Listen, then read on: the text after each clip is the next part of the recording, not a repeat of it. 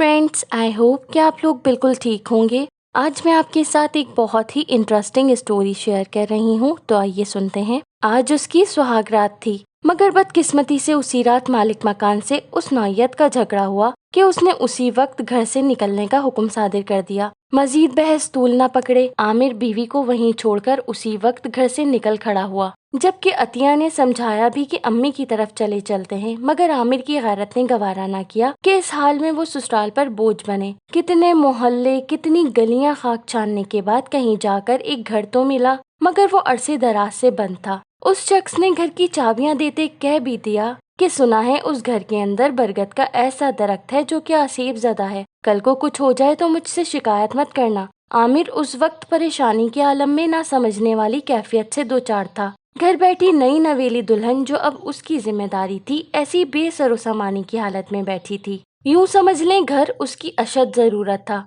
आमिर ने बगैर सोचे समझे उसी वक्त कुछ रकम उसे थमाई और चाबियां थामे अतिया को लेने चल पड़ा जो उसकी मुंतजिर थी। आमिर ने जो ही अतिया को मकान मिलने की खुशखबरी सुनाई तो तशक्कुर से उसकी आंखों में आंसू आ गए। ये कैसी बदकिस्मती थी कि जिंदगी की अहम तरीन रात उसे एक अजनबी घर में गुजारना थी। मालिक मकान के खौफ से वो दोनों उसी वक्त तन्हा बेसरो सामानी की हालत में घर पर अलविदाई नजर डालते निकल खड़े हुए। अतिया को उस नए घर में दाखिल होते ही अजब खौफ ने आ घेरा। उसके पुरस्रार माहौल ने उस पर दहशत ज़दा तासुर छोड़ा। वो थी भी डरपोक सी, छोटी छोटी बातों से खौफजदा होने वाली। कितनी भी बहादुरी जाहिर कर लेती, आखिर थी तो सिन्फे नाजुक ही। उस मकान में हू का आलम था, चारों जानिब सन्नाटे का राज था। ये बात उन्हें बेहद अजीब लगी कि दरख्त पर अक्सर परिंदों के घोंसले होते हैं, मगर यहाँ तो घोंसले का तिनका तक न था। हाँ, अक्सर कमरों में मुर्दा परिंदों की खाल और टूटे उधड़े हुए पर जरूर नजर आए। अतिया खौफजदा निगाहों से देखती आगे बढ़ती रही, लेकिन आमिर को ये देखकर कुछ तसल्ली हुई कि मालिक मकान ने जरूरत का कुछ फर्नीचर वैसे ही लगा छोड़ा था। हालत थोड़ी खस्ता जरूर थी, मगर उस वक्त ये किसी नेमत से कम न था। किचन में थोड़े से बर्तन मौजूद थे जो मिट्टी और धूल से अटे हुए थे, मगर काबिले इस्तेमाल थे। साइड पर छोटा सा फ्रिज था जो जाले से अटा पड़ा था,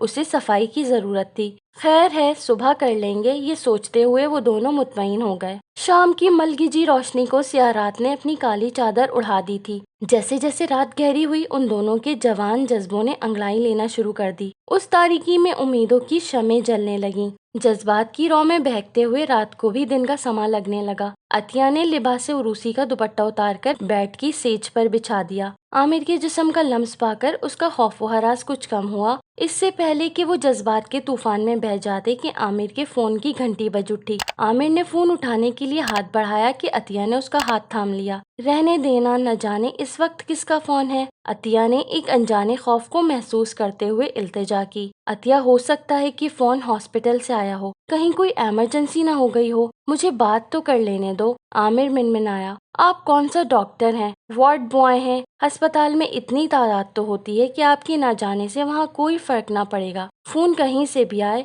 आप इस वक्त रहने देना प्लीज। अतिया ने फोन को पीछे सरकाते हुए कुछ नखरे से कहा। अच्छा भाई, मुझे नंबर तो देख लेने दो ताकि पता तो चले कि इतनी रात को कौन बात करना चाहता है। अतिया के हाथ की गिरफ्त ढीली पड़ी तो आमिर ने फोन दोबारा उठा लिया। कॉल अभी तक मौजूद थी। हेलो, मैं डॉक्टर असलम बोल रहा हूँ, तुम्हें अभी अर्जेंट आना होगा। आमिर, शहर में एक बहुत बड़ा एक्सीडेंट हुआ है और अमला नाकाफी है, इसलिए तुम्हें अभी के अभी निकलना है। उसका जवाब सुने बगैर फोन खट से बंद कर दिया गया। माफ करना तिया, मुझे अभी हॉस्पिटल के लिए निकलना है, वरना कई जानें जाया हो सकती हैं। परेशानी के आलम में उसने अतिया के हाथ थामे। आमिर, मेरा क्या बनेगा? इस पुरस्रार सुनसान घर में अकेली दहशत से ही मर जाऊंगी। अतिया खौफ से आमिर के चौड़े सीने से आ लगी। अतिया, तुम भी मेरे साथ चलो, मैं तुम्हें कहीं वार्ड में ठहरा दूंगा, वहाँ काफी जगह होती है। आमिर के मुंह से अचानक निकला, नहीं, मैं इस दुल्हन के लिबास में कहीं नहीं जाऊंगी, मुझे बहुत शर्म महसूस होगी। अच्छा सुनो, समझने की कोशिश करो, मुझे फोन आने का मतलब है कि वहाँ मेरी अशद जरूरत है। अगर तुम नहीं आना चाहती तो इंतजार कर लो प्लीज, मैं बहुत जल्द आने की कोशिश करूंगा। तुम अंदर अच्छे से दरवाजा बंद कर लेना। आमिर ने उसके माथे पर बोसा देते हुए कहा और कपड़े थामे बाथरूम में घुस गया।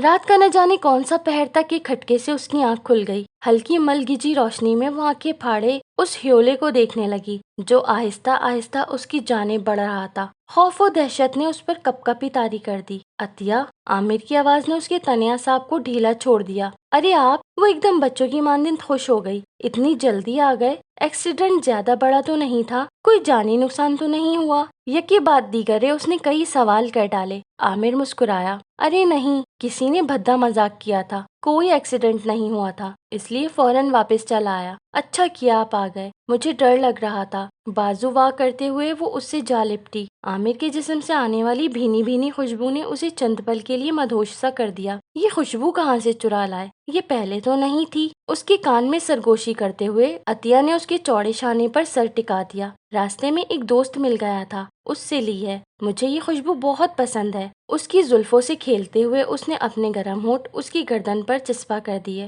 عطیہ سمٹ کر رہ گئی۔ تمام رات دونوں ایک دوسرے میں مدغم دنیا و مافیا سے بے خبر رہے۔ عامر نے اسے ایک پل کے لیے بھی سونے نہیں دیا۔ عطیہ کا انگ انگ اس کی محبت کے مہروں سے اٹ چکا تھا۔ اچانک داخلی راستے پر زور زور سے دستک کی آواز نے دونوں کو چونکا دیا۔ ارے یہ اس وقت کون آ گیا؟ عطیہ تھکاوٹ سے چور لہجے سے کہتی عامر کی جانب دیکھنے لگی۔ کوئی ہمسایہ ہوگا، رہنے دو۔ مگر دستک شدت اختیار کر گئی۔ آپ دیکھیں تو صحیح کہ کون ہے، ہو سکتا ہے کہ کوئی اس وقت مصیبت میں ہو، پہلے بھی تو ایکسیڈنٹ کے بہانے آپ کو بلایا گیا تھا۔ عطیہ فکر مندی سے بولی۔ اچھا تم دیکھ لو، میں باتھ روم میں جا رہا ہوں، مگر داخلی دروازہ مت کھولنا۔ یہ کہتے عامر اس قدر تیزی سے اٹھا کہ عطیہ اچنبھے سے دیکھتی رہ گئی۔ اس حالت میں دروازہ عامر کو کھولنا چاہیے تھا، مگر وہ خود اندر غائب ہو گیا۔ ناچار اسے اٹھنا پڑا۔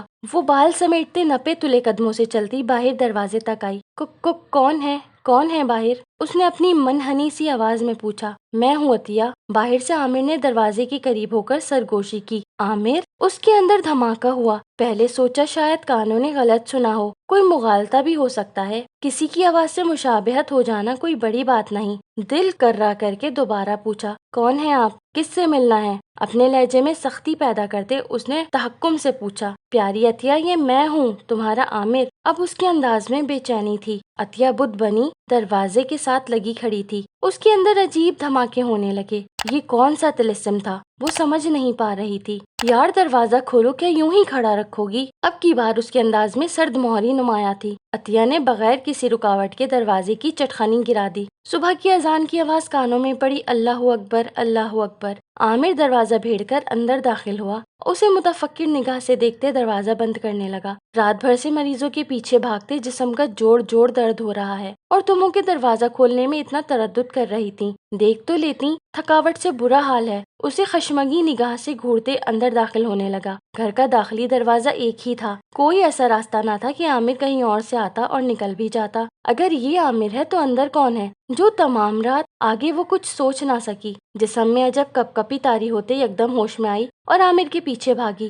دونوں آگے پیچھے کمرے میں داخل ہوئے۔ عطیہ نے سیدھا باتھ روم کا رخ کیا، جو خالی اس کا منہ چڑھا رہا تھا۔ اسی بھینی بھینی خوشبو نے باتھ روم کا احاطہ کر رکھا تھا، جس نے اسے مدہوش کیا تھا۔ جتنا وہ سمجھ پائی، اس کے رونگٹے کھڑے کرنے کو کافی تھا۔ وہ تیورا کے نیچے گری۔ گرنے سے پہلے وہ صرف عامر کی دلخراش چیخ سن پائی تھی۔ 2 دن سے عطیہ ہاسپٹل میں ایڈمٹ تھی۔ ڈاکٹری رپورٹ کے مطابق اندرونی چوٹ کی وجہ سے وہ بے ہوش ہوئی تھی۔ اس کے والدین فکر مندی سے کوریڈور میں بیٹھے اس کے ہوش میں آنے کا انتظار کر رہے تھے۔ عطیہ جیسے ہی ہوش میں آئی، کمرے میں بیٹھے عامر کو دیکھ کر اس کے اوسان خطا ہو گئے۔ اللہ کا شکر ہے کہ تم ہوش میں آ گئیں، میری جان تو جیسے سول ہی پر اٹکی تھی۔ عامر جلدی سے آگے بڑھا اور فرتے محبت سے اس کے ہاتھ تھامے۔ وہی بھینی بھینی خوشبو نے عطیہ کا احاطہ کیا۔ عطیہ نے خوفزدہ نگاہوں سے اسے دیکھا اور نہایت بے دردی سے جھٹک دیا۔ ارے میری جان، مجھے معاف کر دو، ہم دوستوں نے تمہیں ڈرانے کا پروگرام بنایا تھا۔ یاد ہے تم نے ایک دن کہا تھا کہ تم جنوں بھوتوں سے نہیں ڈرتی؟ تبھی ہم نے یہ سارا ڈرامہ تیار کیا کہ کیسے مالک مکان پہلی رات ہمیں گھر سے نکال دے گا اور میں تمہیں اس بھوتیا گھر میں لے جاؤں گا، اور پھر یہ سب ہم غیر مرئی مخلوق پر ڈال دیں گے۔ دونوں کان پکڑے عامر کے چہرے پر شرمندگی کے آثار نمایاں تھے۔ دیکھتے ہی دیکھتے عطیہ کی آنکھوں میں آنسو آ گئے۔ اور اگر یہ سب سچ ہوتا تو سچ میں کوئی جن یا بھوت میرے ساتھ، وہ بلک بلک کر رو دی۔ میں تو مر جاتی عامر، وہ نہایت خوفزدہ تھی۔ ایسے ہی مر جاتی، یہ تمہارا عاشق تمہیں کبھی مرنے نہیں دیتا عطیہ۔ وہ جذباتی انداز میں آگے بڑھا۔ اب فٹافٹ تیار ہو جاؤ، ہم اس گھر میں تو کیا اس شہر سے بھی دور چلے جائیں گے۔ تمہیں بتانا بھول گیا تھا کہ شادی کے لیے میں نے دوسرے شہر میں گھر خرید لیا تھا، تمہیں بس سرپرائز دینا تھا۔ और अब रोना नहीं, वही सुर्ख जोड़ा पहनकर तुम मेरे साथ नए घर में दाखिल होगी। खुमार आलूद लहजे में छुपी बेचैनी महसूस करते रोते रोते अतिया ने शर्म से निगाहें नीचे झुकाए अल्लाह का शुक्र अदा किया कि ये सब ड्रामा था। ये महसूस किए बगैर कि सामने बैठा वजूद अपनी काली सियाह आंखों से उसे मोहब्बत पाश नजरों से देखे जा रहा था। उसकी पुतलियां अब साकित थीं। 15 दिन इंतजार के बाद जब आमिर की कोई कॉल मौसूल नहीं हुई तो एजेंट ने मालिक मकान को तमाम सूरत हाल से आगाह किया कि उसने एडवांस लेकर एक जरूरतमंद नौब्याता जोड़े को घर रेंट पर दिया है, मगर उसने अभी तक कोई राब्ता नहीं किया। तभी मालिक मकान और वो एजेंट आमिर की खबरगिरी के लिए घर आ गए, लेकिन मकान के अंदर फैली बदबू ने उन्हें बाहर निकलने पर मजबूर कर दिया। पुलिस के आने तक तमाम मोहल्ला इकट्ठा हो चुका था। जब कमरे से आमिर की गली सड़ी लाश निकाली गई, उसके लिबास से पता चलता था कि शादी का जोड़ा पहने हुए है। महल्ले वालों के मुताबिक कोई उसे जानता तक न था। हत्ता कि जिस एजेंट ने 1 माह का एडवांस लिया था उसने भी पुलिस के खौफ से अपना दामन बचा लिया। नहीं साहब, मैंने ये घर किसी को किराए पे नहीं दिया और ना मैं इस शख्स को जानता हूँ। ये तो माजिद साहब का घर है जो दूसरे शहर में थे। उन्होंने घर की हिफाजत के लिए चाबी मुझे दे रखी थी। अब न जाने ये चोर कौन है और अंदर कैसे आया। हालांकि सारे दरवाजे और खिड़कियां मैंने खुद अच्छे तरीके से बंद की थी। पुलिस को बयान देते वक्त वो खुद अंदर से खौफजदा था। उसकी खौफजदा निगाहें बरगद के दरख्त का तवाफ कर रही थीं। इंस्पेक्टर ने महल्ले वालों की जानिब देखा जहां ला इल्मी का बोर्ड साफ नजर आ रहा था। पुलिस के चंद सवालात और मुख्तसर तफ्तीश के बाद भी कोई नतीजा अखज़ न हुआ तो लाश को लावारिस करार देते हुए फलाही इदारे वालों के सुपुर्द कर दिया गया, जिन्होंने उसकी तदफीन का तमाम बंदोबस्त कर दिया। आज भी वो एजेंट और मालिक मकान ये सोचकर थर्रा जाते हैं कि पुलिस से झूठ बोलकर उन दोनों ने अपनी जान तो बचा ली, मगर कमरे में पड़ी वो गली सड़ी लाश अगर आमिर की थी तो उसकी नई नवेली दुल्हन कहाँ गायब हो गई। सो फ्रेंड्स, ये थी आज की बहुत इंटरेस्टिंग सी हॉरर स्टोरी। आई होप कि आपको पसंद आई होगी। अगर आपको मेरी स्टोरीज पसंद आ रही हैं तो मेरे चैनल को लाइक, शेयर और सब्सक्राइब जरूर करें। मिलते हैं नेक्स्ट टाइम एक न्यू हॉरर स्टोरी के साथ। Bye bye.